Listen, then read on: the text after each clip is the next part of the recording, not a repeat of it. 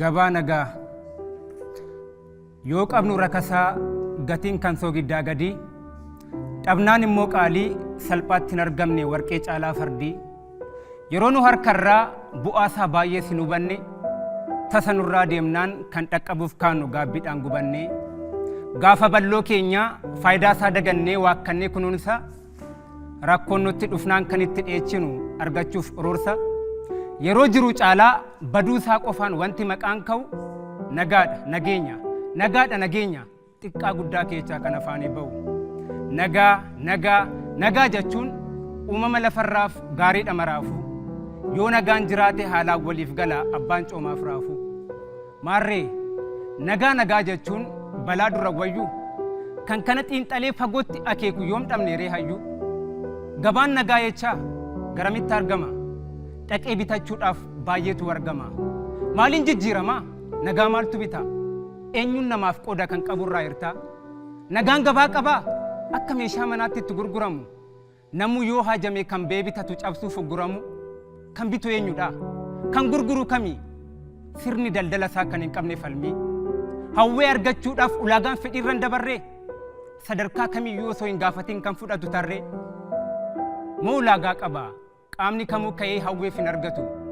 beekumsa beekamtiif qabeenyaan addaan foo agartu tarii akkas taanaan beekaan nageenya isaaf maaliif wabii dhabe inni godaabee qorannoodhaan addunyaa dhaqqabe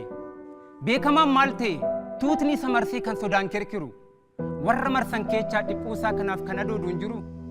abbaan qabeenyaa hoo maaltu itti irratee jaallafa laala silaa hunduu harka wanta barbaadurraa yoom ta'e halaala kan ganama bee homaa argaa dhabee jooree oolee gala maaf ittiin himtanii nagaan gabaa meeshaa keechaa ala